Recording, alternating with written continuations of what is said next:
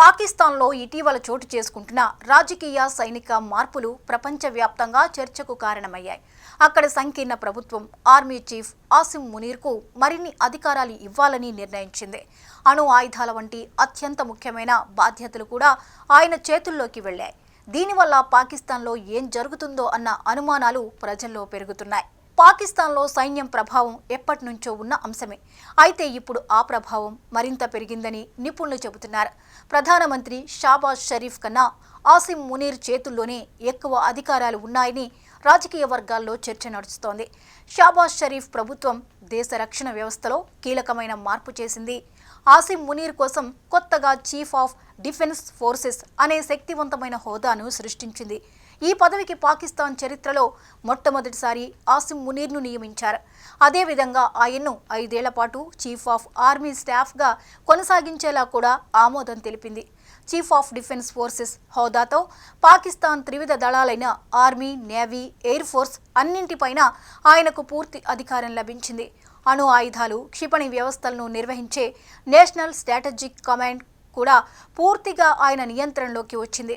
దేశ రక్షణ, అణు విధానాలు, మిసైల్ వ్యవస్థలు అన్నింటిపై తుది నిర్ణయం కూడా ఆసిమ్ మునీర్ చేతుల్లోనే ఉంటుంది. ఈ అన్ని పరిణామాలతో ఆసిమ్ మునీర్ పాకిస్తాన్లో అత్యంత శక్తివంతమైన సైనిక నాయకుడిగా మారిపోయారు. రాజకీయంగా కూడా ఆయన స్థానం ప్రధాని కన్నా ఎక్కువగా మారిందని అంటున్నారు. ఈ హోదాను పొందిన వారికి జీవితకాలం న్యాయపరమైన విచారణలకు మినహాయింపు ఉంటుంది. అందువల్ల ఆసిమ్ మునీర్ తీసుకునే నిర్ణయాల గురించి ఎవరూ ప్రశ్నించలేని పరిస్థితి ఏర్పడింది. ఇప్పటికే ప్రభుత్వంలో కీలక నిర్ణయాలు తీసుకోవడంలో మునీర్ ప్రాధాన్యం మరింతగా కనిపిస్తోంది. అమెరికాకు చేసిన పర్యటనలో, ట్రంప్తో జరిగిన సమావేశాల్లో కూడా మునీర్నే ముందంజలో ఉండటం చూడొచ్చు. పహల్గామ్ దాడి తర్వాత భారత్తో జరిగిన యుద్ధ పరిస్థితుల్లో కూడా ఆయనే ముఖ్య భూమిక పోషించినట్లు తెలుస్తోంది.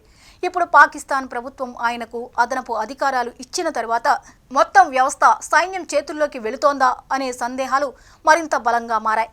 కొంతమంది రాజకీయ విశ్లేషకులు ప్రధానమంత్రి షాబాజ్ షరీఫ్ స్వయంగా ప్రభుత్వాన్ని ఆర్మీకి అప్పగించే పరిస్థితి రావచ్చని అంటున్నారు. ఎందుకంటే ప్రస్తుతం ప్రభుత్వం కన్నా ఆర్మీకి, ముఖ్యంగా ఆసిమ్ మునీర్కు అధిక అధికారాలు ఉన్నట్లుగా చెబుతున్నారు. పాకిస్తాన్ చరిత్రలో సైన్యం జోక్యం కొత్త విషయం కాదు. 1947లో పాకిస్తాన్ ఏర్పడ్డప్పటి నుంచి పౌర పాలన, సైనిక పాలన మధ్య అధికారం ఎప్పుడూ మారుతూ వచ్చింది.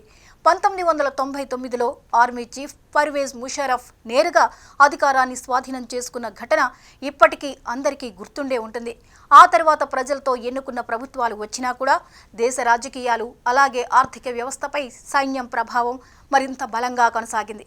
ఈ విధమైన పాలనను హైబ్రిడ్ పాలన అని కూడా పిలుస్తారు. ఈ నేపథ్యంలో ఇప్పుడు ఆసిమ్ మునీర్కు పెరుగుతున్న అధికారాలను చూసి మళ్లీ పర్వేజ్ ముషర్రఫ్ కాలం తరహాలో సైన్యం నేరుగా పాలన చేపట్టే పరిస్థితి వస్తుందా అని పాకిస్తాన్లో పెద్ద చర్చ మొదలైంది. ప్రజలు కూడా మునీర్, ముషర్రఫ్లానే అధికారాన్ని చేపట్టే అవకాశం ఉందా అని ప్రశ్నిస్తున్నారు. పాకిస్తాన్లో రాజకీయాలు చాలా దశాబ్దాలుగా అస్థిరంగా కొనసాగుతున్నాయి. అక్కడి ప్రభుత్వాలు ఎన్నిసార్లు మారినా వ్యవస్థలో పెద్ద మార్పు జరగలేదు. ఎన్నికలు జరిగినా, అధికారంలో ఉన్న పార్టీలు మారినా దేశపాలనపై సైన్యం ప్రభావం ఎప్పటికీ తగ్గలేదు. ఈ పరిస్థితి పాకిస్తాన్ రాజకీయ వ్యవస్థను ప్రత్యేకంగా నిలబెట్టింది.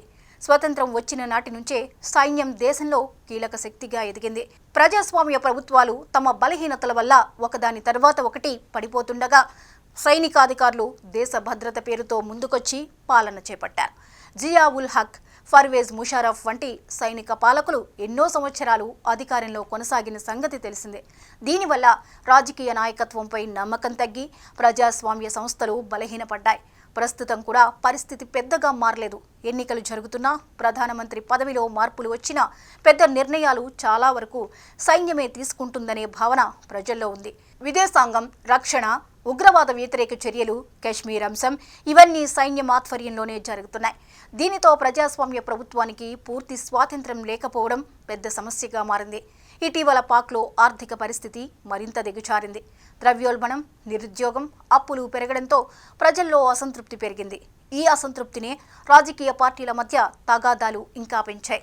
ఒకవైపు ఇమ్రాన్ ఖాన్ అనుబంధం, మరోవైపు షాబాజ్ షరీఫ్ కుటుంబ ప్రభావం, మధ్యలో సైన్యం తీసుకునే నిర్ణయాలు ఇవన్నీ కలిసి దేశాన్ని గందరగోళంలోకి నెడుతున్నాయి.